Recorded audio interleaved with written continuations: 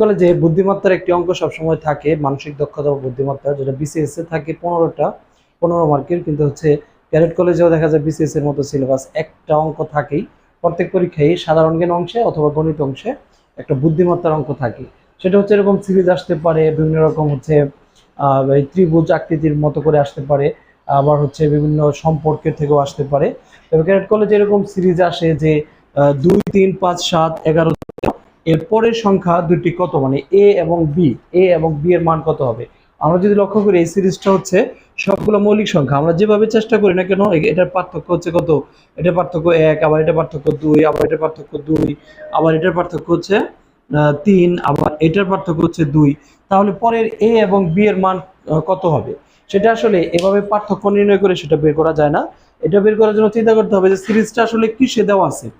সিরিজটা দেওয়া আছে 2, 3, 5, 7, 13। তার মানে যে কয়েকটা সংখ্যা দেওয়া আছে সব সংখ্যাগুলো হচ্ছে মৌলিক সংখ্যা, অতএব এ এবং বি হবে মৌলিক সংখ্যা।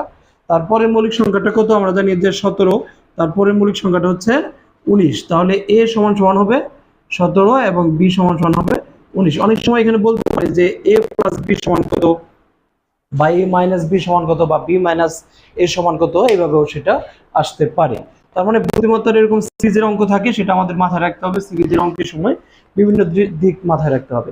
এরপরেরটা এখানে যে একটা সিরিজ আছে, এখানে 2, 3, 4, 6, 6, 9, 8, 12।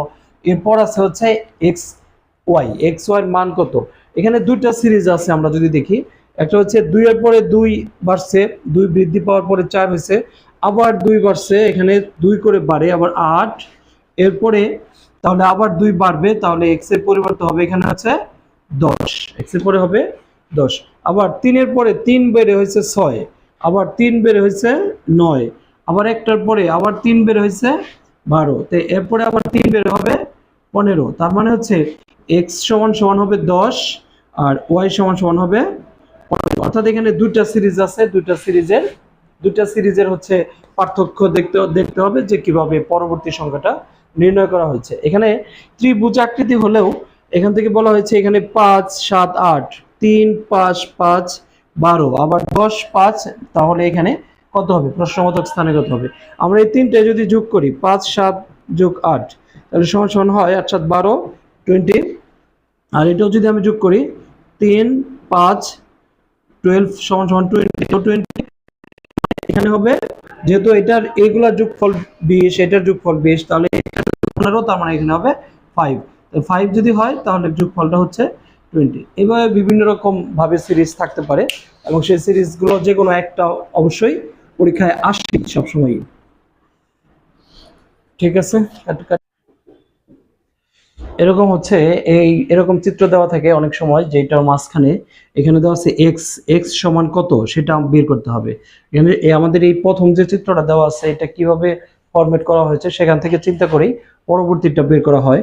আসলে এখানে দেখা যায় যে 1, এটা ঠিক বিপরীত জায়গায় লেখা আছে 1, তারপর আবার 2 এর বিপরীত জায়গায় লেখা আছে 27, আবার 3 এর বিপরীত জায়গায় আছে 27, আবার 2 এর বিপরীত জায়গায় আছে 8।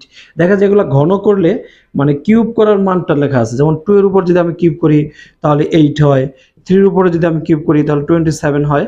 ঠিক এইভাবে পরের চিত্রটা আমরা যদি দেখি, 5 এর উপর কিউব করলে 125 হয়, 4 এর উপর কিউব করলে 64 হয়, 10 এর উপর কিউব করলে 1000 হয়। তাহলে 9 এর উপর কিউব করলে কত হবে, x এর পরিবর্তে ওই মানটাই হবে। যেমন 9 এর উপর যদি আমরা কিউব করি, 9 কিউব করলে হয় 729, 729, 9 এর উপর কিউব করলে। তার মানে আমাদের প্রথম যে চিত্রটা দেওয়া থাকবে সেটা কিভাবে ফরম্যাট করা হয়েছে সেখান থেকে দেখে আমাদের পরবর্তীতে অপশনটা বের করতে হবে।